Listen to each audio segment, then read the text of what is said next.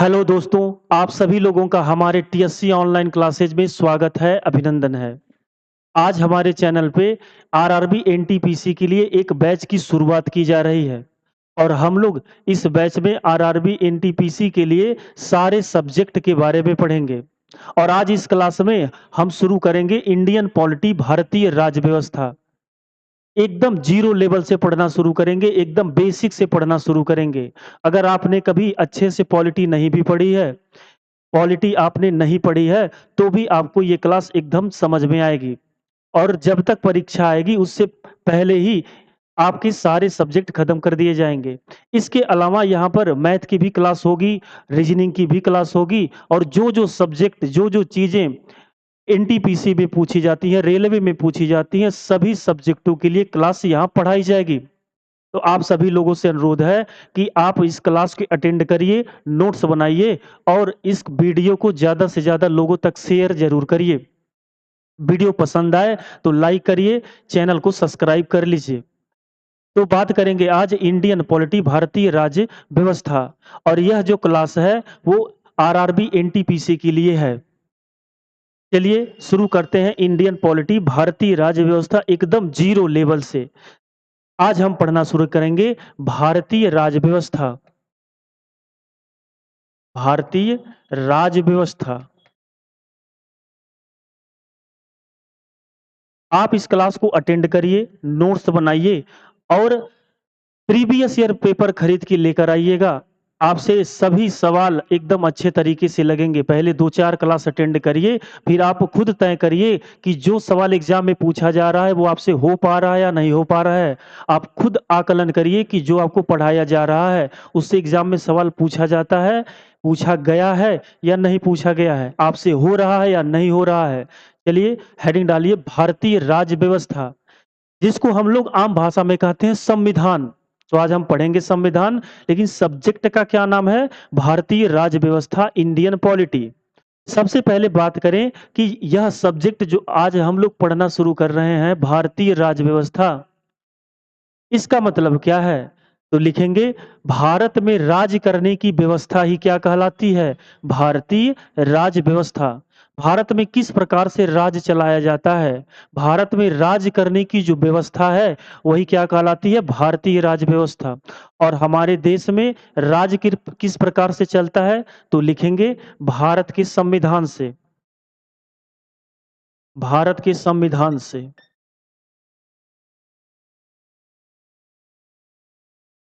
तो आपको क्या बताएँ? भारत में राज्य करने की व्यवस्था क्या कहलाती है? भारतीय राज्य व्यवस्था। और भारत में राज्य किससे किया जाता है? तो भारत के संविधान से। अब संविधान से राज्य कैसे किया जाता है? तो ध्यान देंगे, हमारा जो संविधान है, लिखेंगे हमारा संविधान अपनी सारी शक्तियाँ 3 स्वतंत्र अंगों में विभाजित किया है। तब हमारा संविधान अपनी सारी शक्तियाँ 3 स्वतंत्र अंगों में विभाजित किया है। कौन-कौन से वो 3 स्वतंत्र अंग हैं? सबसे पहला लिखेंगे कार्यपालिका। दूसरा स्वतंत्र अंग है विधायिका। और तीसरा है न्यायपालिका।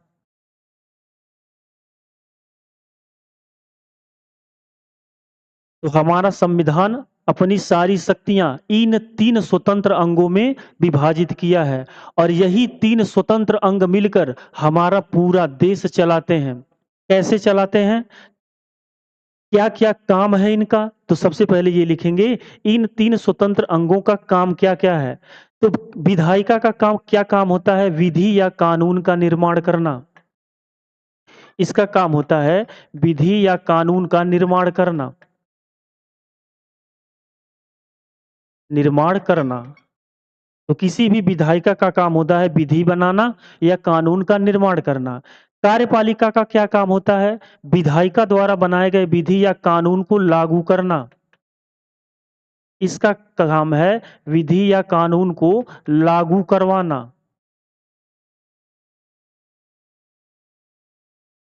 तो विधायिका का काम होता है विधि या कानून का निर्माण करना। कार्यपालिका का काम होता है उस विधि या कानून को लागू करना और न्यायपालिका का क्या काम है? अगर इस विधि या कानून में किसी को कोई दिक्कत होती है, किसी को कोई परेशानी होती है, तो उसको क्या करना? सॉल्व करना, उस प्रॉब्लम को सॉर्ट आउट करना। कहने का मतलब है कि उस विधि या कानून में किसी को कोई दिक्कत होती है, तो उस विधि या कानून का उल्लेख करना। न्यायपालिका का काम है विधि या कानून की व्याख्या करना। व्याख्या करना। तो यह 3 अंग मिलकर क्या करते हैं? पूरा देश चलाते हैं। कार्यपालिका, विधायिका और न्यायपालिका सबका काम है, इसका काम है विधि का निर्माण करना, इसका काम है इस विधि को पूरे देश में लागू करवाना और न्यायपालिका का काम है उस विधि में किसी को कोई परेशानी होती है या कोई चीज होता है तो उसको सॉल्व करना, मतलब विधि की व्याख्या करना। और यह 3 अंग ही मिलकर पूरा देश चलाते हैं। कैसे? 3 स्तर पे सरकार का गठन करके। 3 स्तर पर सरकार का गठन करके। और 3 स्तर पे कौन-कौन सी सरकार का गठन करते हैं? तो 3 स्तर पे सरकारें होती हैं। सबसे पहला होता है संघीय स्तर या संघ स्तर। संघ स्तर पे कौन सी सरकार होती है? संघीय सरकार। संघ स्तर पे होती है संघीय सरकार। दूसरा है राज्य स्तर। राज्य स्तर पे कौन सी सरकार होती है? तो राज्य की सरकार। और तीसरा स्तर होता है स्थानीय स्तर। स्थानीय स्तर। और स्थानीय स्तर पे कौन सी सरकार होती है? लिखेंगे स्थानीय स्वशासन। स्थानीय स्वशासन। स्थानीय स्वशासन जैसे नगर पंचायतें, नगर पालिकाएं, ये किसके अंडर में आती हैं? स्थानीय स्वशासन को। तो अभी तक क्या बताया?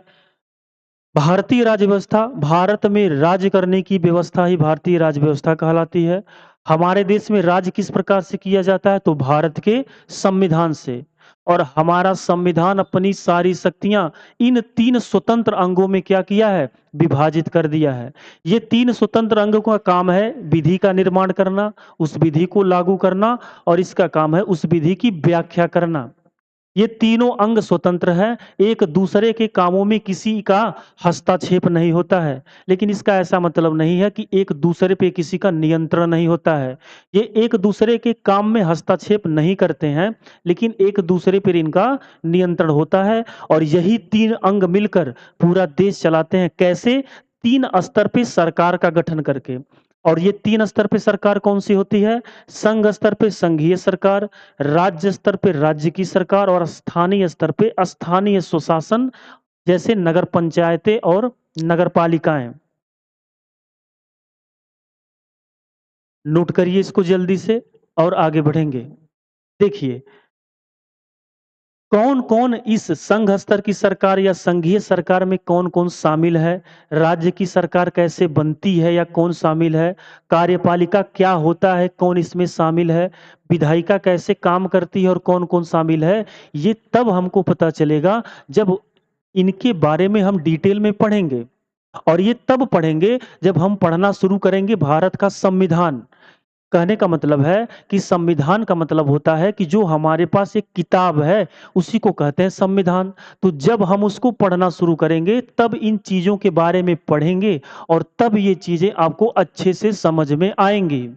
लेकिन हम संविधान पढ़ने से पहले सबसे पहले पढ़ना शुरू करेंगे भारत के संवैधानिक विकास के बारे में, कि जब संविधान नहीं था या आज जो संविधान हमारे पास है उसको बनाने में कितना संघर्ष करना पड़ा और कैसे-कैसे संविधान को बनाया गया।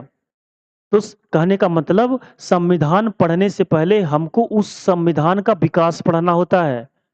हम पढ़ेंगे सबसे पहले संविधान का इतिहास, पूरा संघर्ष पढ़ेंगे कि संविधान बनाने तक कितना संघर्ष करना पड़ा। तो इसी को कहा जाता है भारत का संवैधानिक विकास। तो सबसे पहले हेडिंग डालिए पढ़ना शुरू करेंगे भारत का संवैधानिक विकास। भारत का संवैधानिक विकास पढ़ेंगे, संविधान के इतिहास को पढ़ेंगे, उसके बाद पढ़ना शुरू करेंगे किस चीज को? उस संविधान को जिसको हम कहते हैं संविधान। तो बाद में पढ़ेंगे उस किताब के बारे में, सबसे पहले इतिहास पढ़ेंगे। तो हेडिंग डालिए, यहां से सवाल बहुत बार एग्जाम में पूछा जाता है। लिखिए, हेडिंग डालिए भारत का संवैधानिक विकास।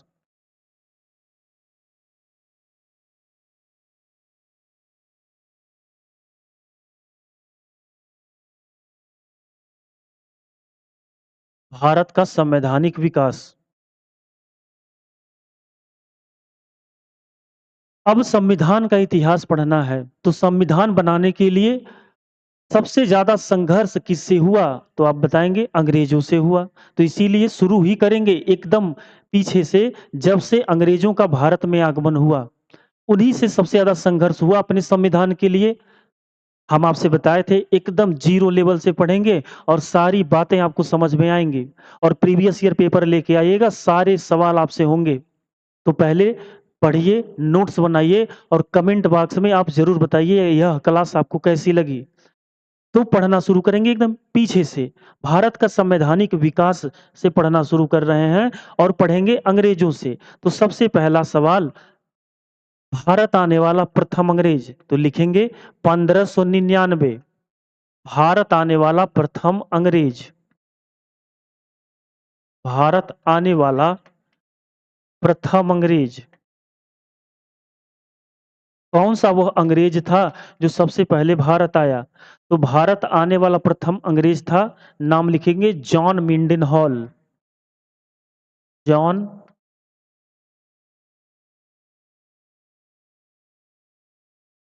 जॉन मिल्डन हॉल, यह प्रथम अंग्रेज था जो भारत आया था। तो अगर आपसे सवाल पूछे कि वह कौन सा अंग्रेज था या प्रथम अंग्रेज जो भारत आया, जॉन मिंडन हॉल, और कब आया? 1599 में। इसके अलावा जब यह प्रथम अंग्रेज भारत आया था, उस समय भारत का बादशाह कौन हुआ करता था?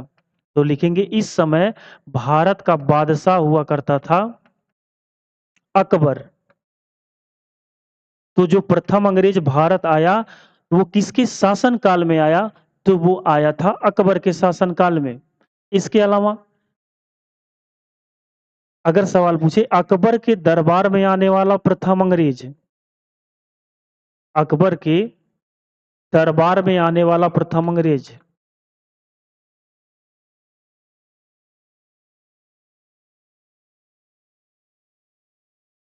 नाम लिखेंगे, इसका नाम था रॉल्फ फिंच।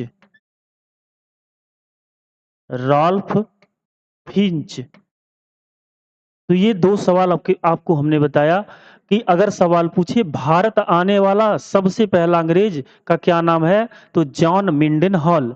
वह कब भारत आया था? 1599 में। इसके अलावा जब वह भारत आया या जब प्रथम अंग्रेज भारत आया, तो उस समय भारत का बादशाह कौन हुआ करता था? तो आप बताएंगे अकबर। अगर सवाल पूछिए मुगल दरबार में आने वाला प्रथम अंग्रेज या अकबर के दरबार में आने वाला प्रथम अंग्रेज, दो चीजें होती हैं। एक, किसी देश में जाकर आप घूम कर चले आइए, जैसे आपको नेपाल जाना है तो नेपाल जाइए, घूम कर चले आइए, वो अलग बात है। लेकिन किसी उसके प्रतिनिधि से जाकर मिलिए, वहां के जो मुखिया है उससे जाकर मिलकर आइए, वो बात अलग है। तो जॉन मिंडनाल भारत आया और घूमकर चला गया, लेकिन राल्फ फिंच पहला अंग्रेज था जो मुगल दरबार में आया। तो ये दोनों अलग अलग सवाल है। अगर सवाल पूछे भारत आने वाला प्रथम अंग्रेज, तो क्या बताएंगे? John Mildenhall. और मुगल दरबार या अकबर के दरबार में आने वाला प्रथम अंग्रेज, इसका क्या नाम था? Ralph Finch. जब रॉल्फ फिंच लंदन गया, वापस भारत से घूमकर ब्रिटेन गया, तो उसने वहां क्या कहा? यह एक क्या था? यह एक व्यापारी था। यह क्या था? एक व्यापारी था। यह एक व्यापारी था। यह एक व्यापारी था, राल्फ फिंच।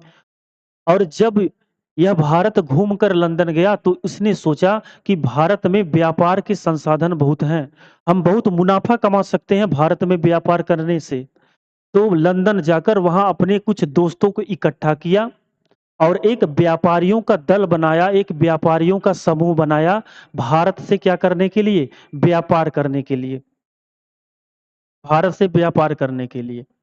तो व्यापारी के मित्र होंगे ही क्या? व्यापारी होंगे। तो जब राल्फ फिंच यहाँ से गया, तो वहाँ जाकर इसने क्या किया? एक व्यापारियों का दल बनाया। एक व्यापारियों का दल बनाया।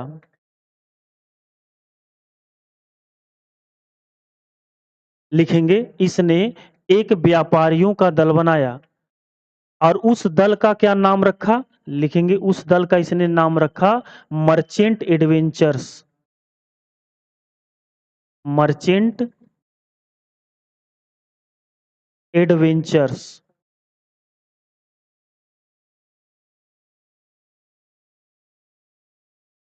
तो राल्फ फिंच ने एक मर्चेंट एडवेंचर्स नामक व्यापारियों का एक दल बनाया। कहने का मतलब लंदन जाकर अपने कुछ दोस्तों को इकट्ठा किया, उनका एक समूह बनाया और उस समूह का नाम रखा मर्चेंट एडवेंचर्स। इस समूह का क्या उद्देश्य था कि वो भारत आकर यहाँ से व्यापार करना चाह रहे थे। लेकिन किसी देश में जाकर वहाँ व्यापार करना है तो सबसे पहले क्या करना होगा?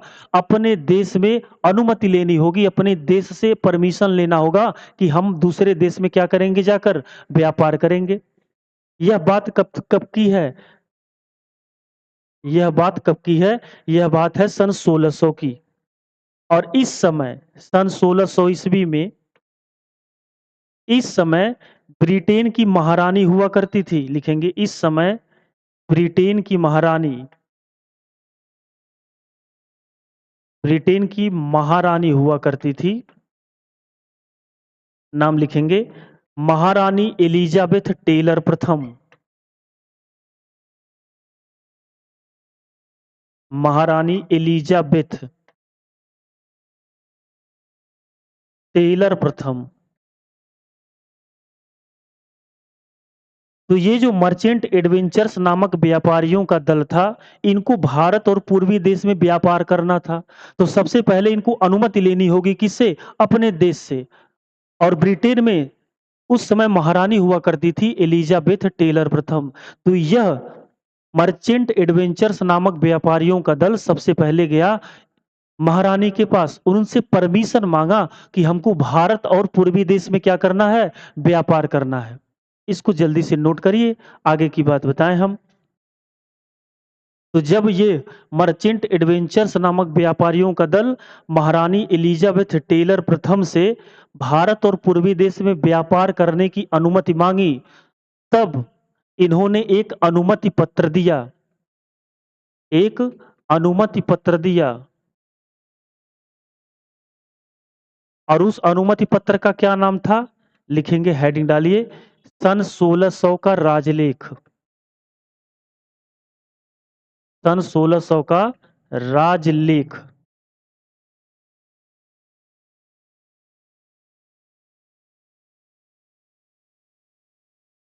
लिखेंगे, इस राजलेख के तहत इस राजलेख के तहत मर्चेंट एडवेंचर्स नामक व्यापारियों के दल को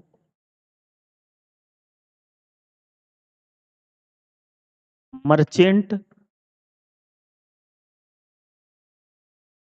एडवेंचर्स नामक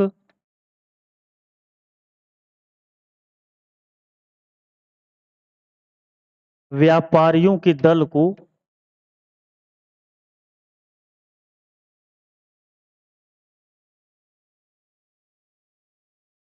भारत और पूर्वी देश में व्यापार करने के लिए भारत और पूर्वी देशों में व्यापार करने के लिए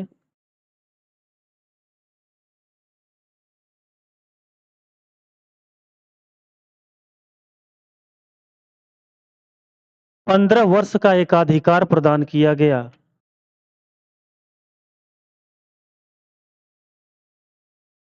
15 वर्ष का एकाधिकार प्रदान किया गया।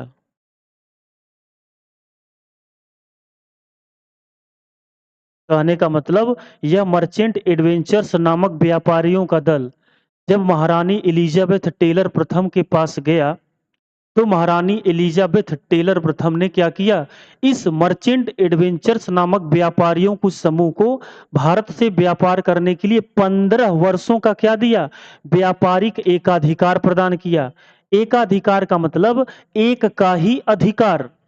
कहने का मतलब ये है कि इस 15 वर्षों तक इस ग्रुप के अलावा, इस समूह के अलावा ब्रिटेन का कोई और व्यक्ति और कंपनी भारत या पूर्वी देश में व्यापार नहीं कर सकती। एकाधिकार का मतलब होता है सिर्फ एक का अधिकार। तो भारत से व्यापार करने के लिए सिर्फ किसको अधिकार था, इस मर्चेंट एडवेंचर्स नामक व्यापारियों के दल को 15 वर्ष का एकाधिकार प्रदान किया गया और जिस पत्र पे लिख कर दिया गया उसका नाम था सन 1600 का राजलेख।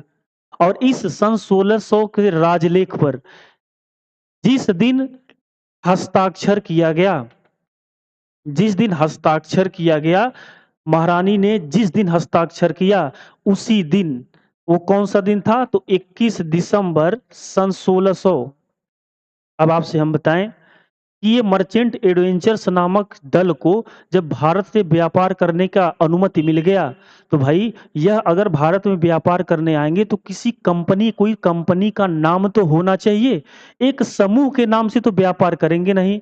तो जब इस दल को भारत से व्यापार करने की अनुमति मिल गई, इसके अलावा व्यापारिक एकाधिकार भी मिल गया कि इनके अलावा दूसरा कोई व्यापार नहीं कर सकता, तो इन्होंने अपनी एक कंपनी का नाम रखा और उस कंपनी का क्या नाम था, British east India company. British east India company.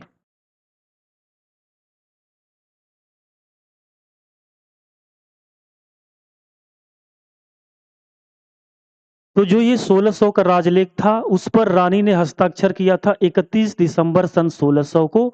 उसी दिन मर्चेंट एडवेंचर्स नामक व्यापारियों के दल ने एक कंपनी का नाम अपने रखा, ब्रिटिश ईस्ट इंडिया कंपनी। तो स्थापना 31 दिसंबर सन 1600 को स्थापना हुआ ब्रिटिश ईस्ट इंडिया कंपनी की स्थापना, ब्रिटिश ईस्ट इंडिया कंपनी का स्थापना हुआ इसके द्वारा किया गया, तो इसी मर्चेंट एडवेंचर्स नामक व्यापारियों के दल द्वारा। जब ब्रिटिश ईस्ट इंडिया कंपनी का स्थापना हुआ और किस जगह हुआ, तो लिख लेंगे भाई, ये कंपनी बनी कहाँ, लंदन में। और जब इस कंपनी का स्थापना हुआ, तो इस कंपनी का स्थापना किया किसके द्वारा गया, एक ग्रुप द्वारा, एक समूह द्वारा। तो जब इस कंपनी का स्थापना हुआ उस समय इसमें कितना सदस्य हुआ करते थे, तो इस समय 217 सदस्य थे। और कुल धनराशि कितनी थी, कुल पैसा कितना था, तो लिखेंगे कुल धनराशि थी 30.135 पाउंड। आपसे सवाल पूछे कि बताइए जब ब्रिटिश ईस्ट इंडिया कंपनी की स्थापना हुई उस समय उसमें कितने सदस्य हुआ करते थे, तो 217। और कुल इस कंपनी के पास कितना पैसा था, तो 30.135 पाउंड। उम्मीद करते हैं कि सारी बात समझ में आई कि एक व्यापारी ने व्यापारियों का दल बनाया, उसका नाम रखा मर्चेंट एडवेंचर्स। यह व्यापारियों का दल महारानी एलिजाबेथ टेलर प्रथम के पास भारत और पूर्वी देश से व्यापार करने की अनुमति मांगी और महारानी ने उन्होंने एक अनुमति पत्र दिया जिसका नाम था सन 1600 का राजलेख। इस राजलेख के तहत मर्चेंट एडवेंचर्स नामक व्यापारियों के दल को भारत और पूर्वी देशों में व्यापार करने के लिए 15 वर्ष का एकाधिकार प्रदान किया गया। और इसी दिन इस मर्चेंट एडवेंचर्स व्यापारियों के दल द्वारा 31 दिसंबर सन 16 को ब्रिटिश ईस्ट इंडिया कंपनी की स्थापना की गई। अब जब कंपनी की स्थापना हो गई तो तुरंत ही ये लोग भारत आए, क्या करने के लिए, व्यापार करने के लिए। और इन्होंने अपनी सबसे पहली फैक्ट्री, लिखेंगे अंग्रेजों ने अपनी सबसे पहली फैक्ट्री 1613, अंग्रेजों ने अपनी सबसे पहली फैक्ट्री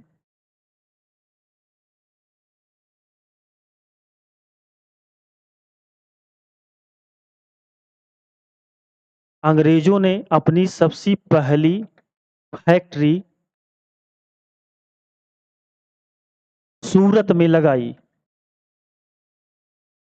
सूरत में लगाई। आपसे सवाल पूछेगा कि अंग्रेज जब भारत आए तो किस सन में और किस स्थान पे इन्होंने अपनी सबसे पहली फैक्ट्री लगाई? तो लिखेंगे 1613 में अंग्रेजों ने अपनी सबसे पहली फैक्ट्री सूरत, गुजरात के सूरत में लगाई और भारत में क्या किया? व्यापार करना शुरू कर दिया। परमिशन ले लिए, भारत में फैक्ट्री लगा दिए और भारत के साथ क्या किए? व्यापार करना प्रारंभ कर दिए।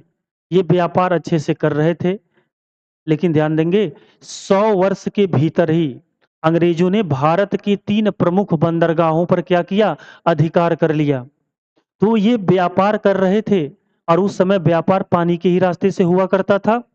तो ये व्यापार तो कर रहे थे, लेकिन 100 वर्ष के भीतर इन अंग्रेजों के इस कंपनी के द्वारा भारत के 3 प्रमुख बंदरगाहों पर अधिकार कर लिया गया और अधिकार करके उन 3 बंदरगाहों पे अपना एक मुख्यालय बना लिया गया।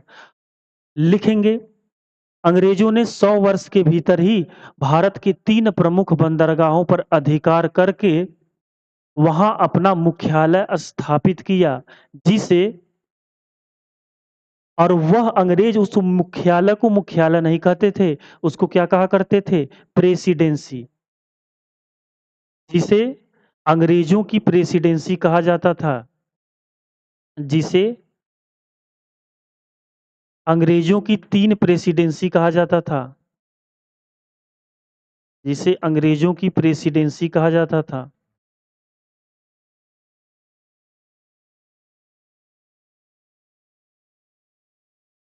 अंग्रेजों की प्रेसिडेंसी कहा जाता था। तो आपसे क्या बताए कि अंग्रेजों ने 100 वर्ष के भीतर ही भारत के 3 प्रमुख बंदरगाहों पर अधिकार किया और वहां अपना मुख्यालय स्थापित किया। और उस मुख्यालय को मुख्यालय नहीं कहा जाता था, उसे क्या कहा था? लिखेंगे जिसे अंग्रेजों की प्रेसिडेंसी कहा जाता है। और 3 प्रमुख बंदरगाहों पे अधिकार किए थे, इसीलिए 3 प्रेसिडेंसी हुआ करती थी। पहला लिखेंगे बंगाल प्रेसिडेंसी। बंगाल प्रेसिडेंसी। दूसरा मुख्यालय इनका कहाँ था? तो लिखेंगे मद्रास प्रेसिडेंसी। मद्रास प्रेसिडेंसी। तीसरा था बम्बई प्रेसिडेंसी।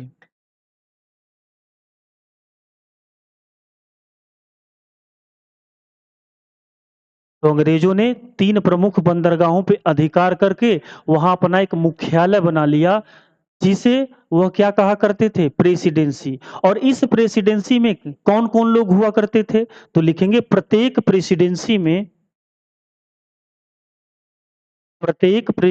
में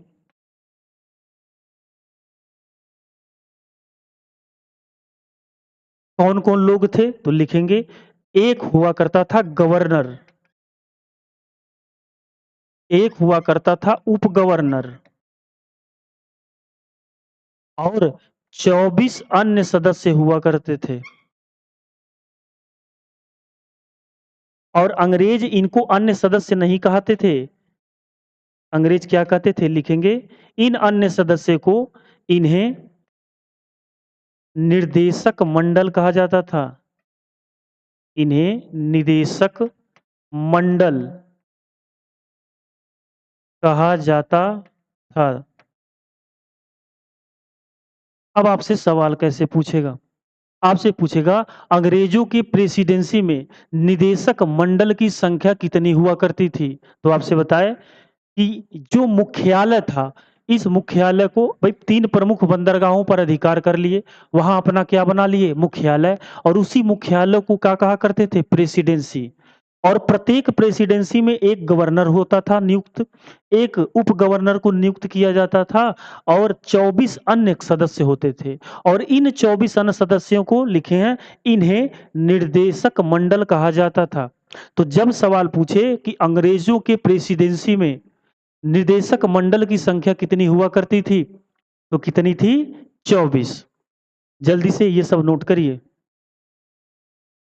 चलिए आगे बढ़ेंगे। तो निदेशक मंडल कितने हुआ करते थे? 24 से अन्य सदस्य थे, लेकिन अंग्रेज इनको टेक्निकल भाषा में क्या कहा करते थे? निर्देशक मंडल। और जब आपसे सवाल पूछेगा, तो ऐसे ही पूछेगा कि अंग्रेजों की प्रेसिडेंसी में निदेशक मंडल की संख्या कितनी हुआ करती थी? तो कितनी थी? 24। प्रत्येक प्रेसिडेंसी में गवर्नर, उपगवर्नर और 24 अन्य सदस्य हुआ करते थे। आगे बढ़ेंगे। अंग्रेज इसी तरह से व्यापार अपना आराम से चला रहे थे, सामान कुछ यहाँ बना रहे थे, विदेश में लाके बेच रहे थे, यूरोप में, या वहाँ से कुछ सामान लाके यहाँ पे क्या कर रहे थे? आयात-निर्यात कर रहे थे, अपना काम कर रहे थे।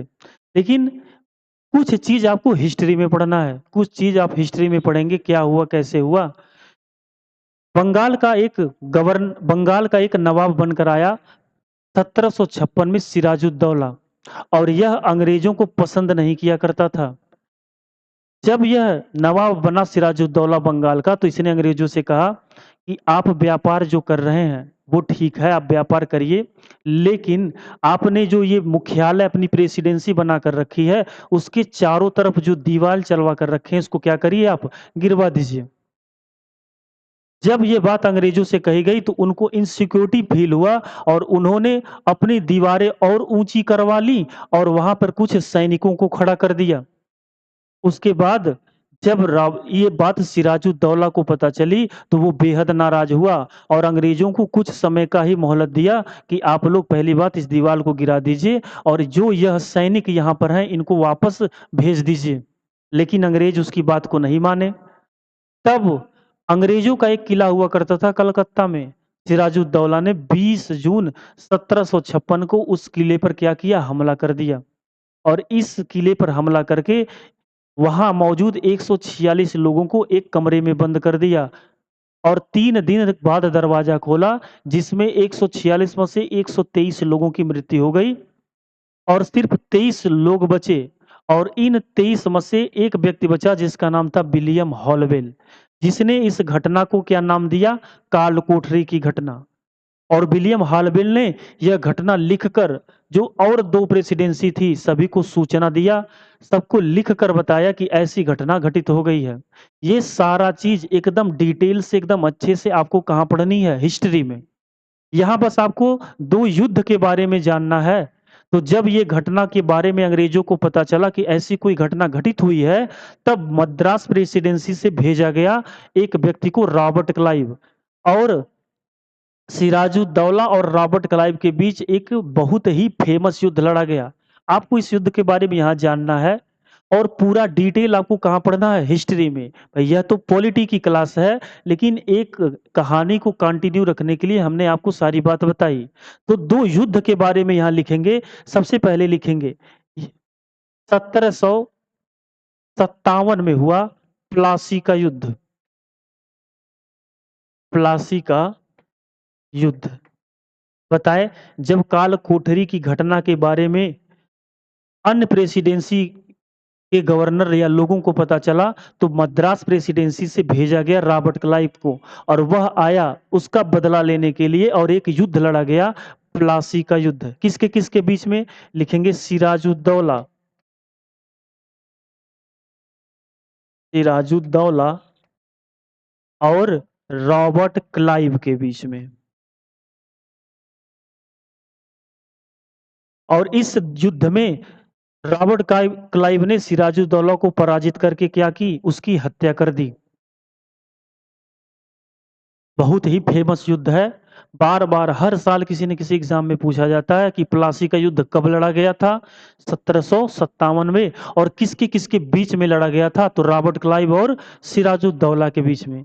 लिखेंगे इस युद्ध के बाद, इसी युद्ध के बाद अंग्रेजों की शक्ति भारत में बढ़नी शुरू हुई।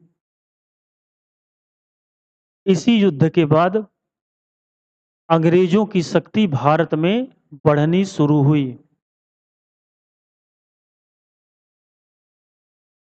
जब सिराजुद्दौला की हत्या कर दी गई, तो भारत में 3 लोग उठकर खड़े हुए, और उन्होंने कहा कि इन अंग्रेजों को अब भारत से क्या करना होगा? भगाना पड़ेगा।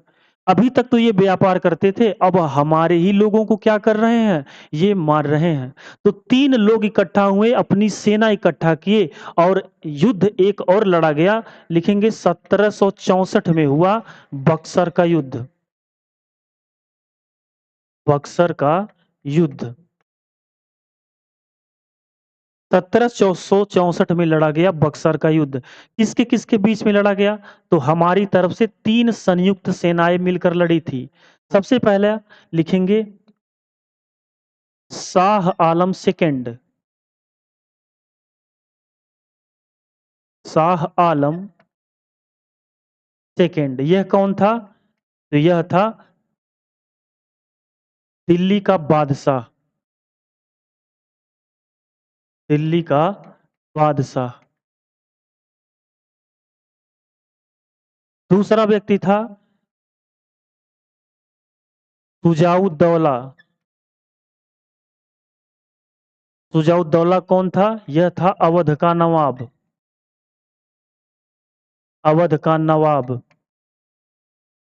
और तीसरा व्यक्ति था मीर कासिम। यह था बंगाल का नवाब। यह तीनों लोग अपनी सेना इकट्ठा किए और अंग्रेजों को भारत से भगाने के लिए इस युद्ध को लड़े। अंग्रेज की तरफ से लड़ने आया एक सेनापति था जिसका नाम था हेक्टर मुनरो। Hector Munro. क्या हुआ इस युद्ध में? तो भाई लिखेंगे इस युद्ध में हेक्टर मुनरो ने इन तीनों लोगों की संयुक्त सेना को क्या किया? पराजित कर दिया। और जीत किसकी हुई? हेक्टर मुनरो की। तो अंग्रेजों को भारत से भगाने के लिए लड़ा गया 1764 में बक्सर का युद्ध। लेकिन इस युद्ध में हेक्टर मुनरो ने इन तीनों लोगों की संयुक्त सेना को पराजित करके क्या किया? पूरे बंगाल पर अधिकार कर लिया। लिखेंगे यह युद्ध अंग्रेजों को भारत से भगाने के लिए लड़ा गया था। यह युद्ध अंग्रेजों को भारत से भगाने के लिए लड़ा गया था।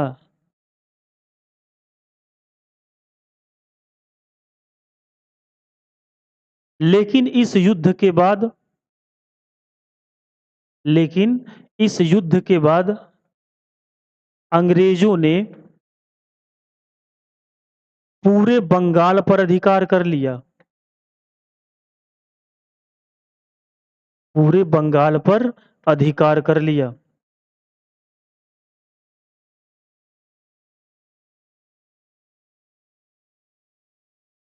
इस युद्ध के बाद अंग्रेजों ने पूरे बंगाल पर क्या किया? अधिकार कर लिया। और अधिकार करके पूरे बंगाल का पहला गवर्नर लिखेंगे 1765 में बंगाल का प्रथम गवर्नर बनाया गया। बंगाल का प्रथम गवर्नर बना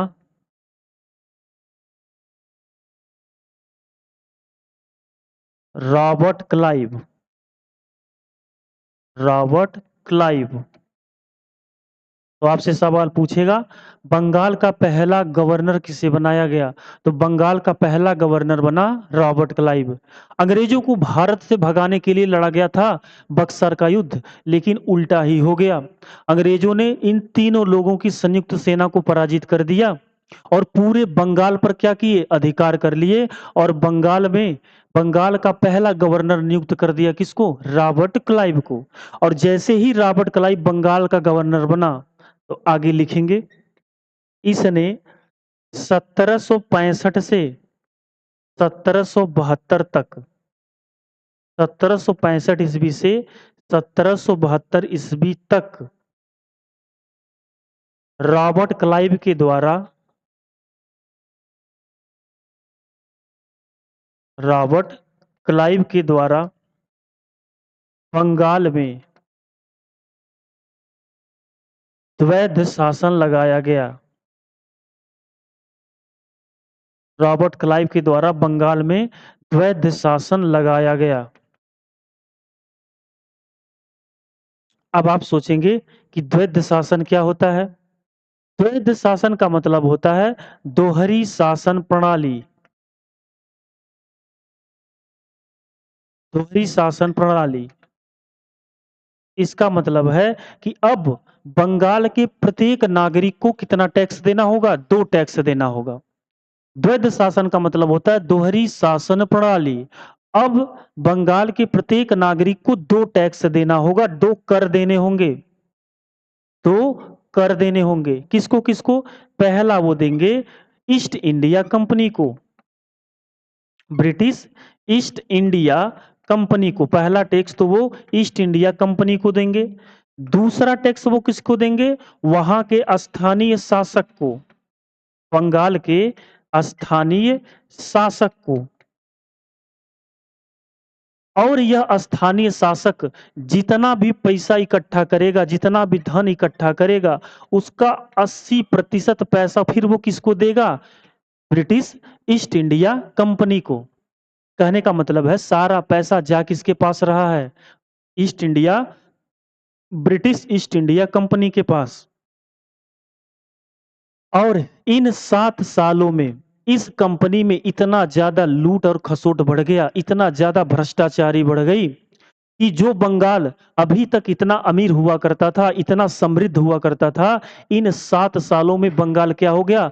इस कदर ईस्ट इंडिया कंपनी द्वारा लूटा गया कि वो एकदम गरीब हो गया। इसीलिए हमारे इतिहासकारों द्वारा इस समयांतराल को, इस टाइम पीरियड को क्या कहा जाता है? भारत की लूट। इसको कहा जाता है भारत की लूट। तो 1765 में रॉबर्ट क्लाइव जो बंगाल का पहला गवर्नर बना, उसने क्या किया? बंगाल में द्वैध शासन लगाया। आपसे